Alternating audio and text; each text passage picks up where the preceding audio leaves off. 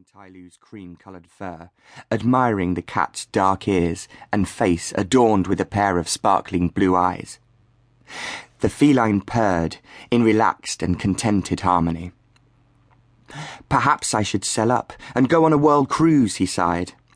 "But I have so much to do first, with arranging the Thanksgiving service and then the wake. Hopefully we can have it at the cathedral on St. George's Day. Nigel will have loved that."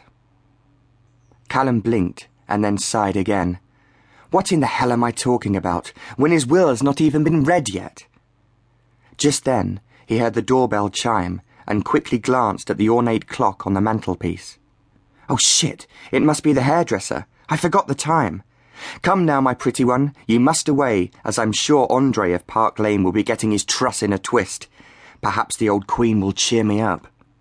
Startled, the cat darted from its restful position and ran to the door. "Are you sure the kitchen will be all right, Andre? Otherwise, we can go upstairs to the bathroom," Callum said to the short, overweight and balding hairdresser. "This is fine. It's so big here. It's almost bigger than my whole salon," came the reply, with a hint of a smile.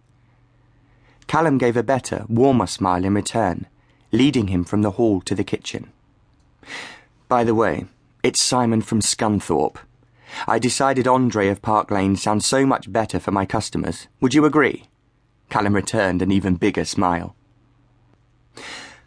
"I received a telephone call from your receptionist to tell me that Fraser, who usually calls here, has left," Callum said, taking one of the kitchen chairs over to the large Belfast white sink.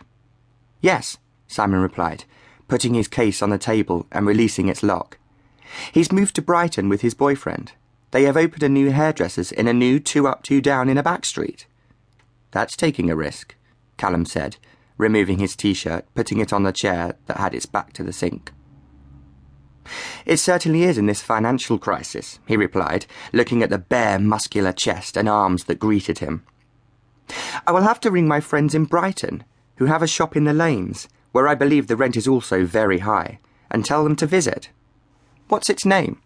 Callum asked, watching from the corner of his eye as the hairdresser fiddled around with the case. "Last time I heard, it was hair today and gone tomorrow, but it could have changed," came the stuttered reply.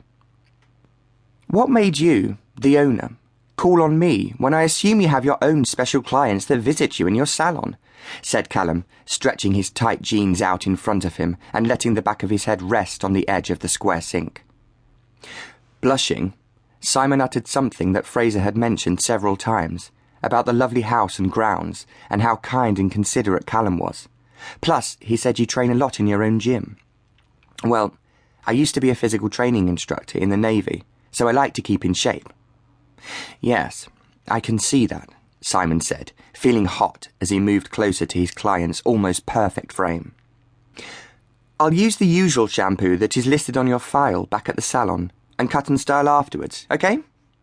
"Sure, but first you can have a look at my grey hairs." Simon closed his eyes for a brief second, and then, stretching his hands, walked over to the sink to attach the rubber spray to the taps before examining the grey invaders.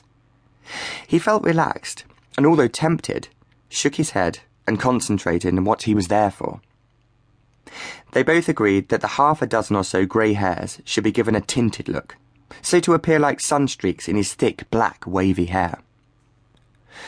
Over coffee, whilst the colour took its time to take hold, Simon was so impressed with the large lounge and its contents that he almost distracted, not paying enough attention to the handsome specimen sitting opposite him.